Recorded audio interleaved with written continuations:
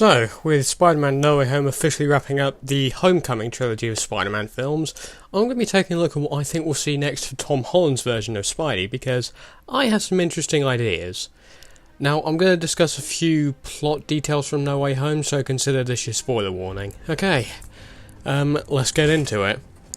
First things first, one idea I'm throwing on the table is the black suit Spider-Man, the symbiote suit of course, because there is a fragment of the Venom symbiote in the MCU now, no thanks to Tom Hardy showing up. But just because the Venom symbiote is a thing in the MCU now doesn't just automatically mean black suit Spider-Man. For example, it might mean a number of things. For example, it could mean Mac Gargan, Scorpion becomes Venom, or better yet, Flash Thompson becomes Agent Venom, but let's move on because I've got some speculation on that. During the final act of No Way Home, we got to see a tease of what would likely come for the Spider-Man MCU films, and some people have speculated that there are possible villains to come, and they have been teased in No Way Home, and some people could make out the shapes of a few popular Spidey villains.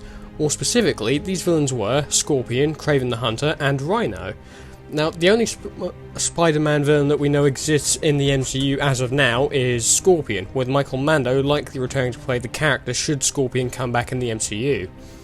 Rhino himself has actually proven popular in other forms of Spider-Man media. I mean, he was also referenced in this film as well, because The Amazing Spider-Man 2 happened, and Rhino was in that film as well. But what about Kraven? Well, that's a whole other story. So, we already know that Kraven is getting his own solo film in 2023, with Aaron Taylor-Johnson, who played Quicksilver in Age of Ultron, attached to the project to play Kraven the Hunter, likely as part of some bigger Sonyverse. But I think another reason the Kraven movie is actually happening is to give us some backstory for Kraven, because I think the new trilogy for Tom's Spidey will include Kraven the Hunter as the third villain for the final film in this trilogy. Maybe a Kraven the Last Hunt situation. But I don't know anything about this, but this is just mainly my speculation. This whole video is just me speculating. So here's how I see the next MCU Spider-Man trilogy going forward. So, first film, Black Suit Spider-Man, the Venom suit, Scorpion is the main villain, Rhino is teased for the next one. Second film, Spider-Man in the cloth black suit, this is the black suit that isn't venomized. Black Cat is introduced, which is where Spidey gets the cloth black suit. Rhino is the main villain, and we get left on a cliffhanger for Kraven the Hunter. The final film in this trilogy would be Kraven's Last Hunt, maybe back to the black suit, and possibly conclude the trilogy.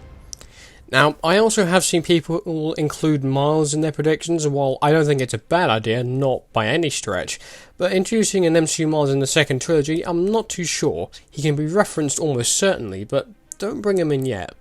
Because I think if Miles is going to be introduced, then it should be saved for Tom Holland's final Spider-Man trilogy. So then, once Tom Holland's Spider-Man is written out of the MCU, then Miles Morales can take over.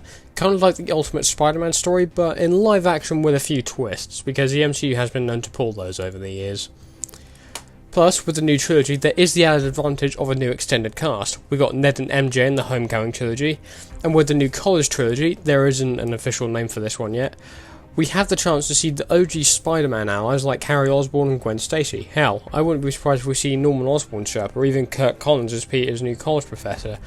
The possibilities, I think, are very much endless, but again, we'll have to wait and see. After all, we did see Norman Osborn and Kirk Collins in No Way Home, so I wouldn't put it past Sony to give us something different for Spidey's journey in the MCU.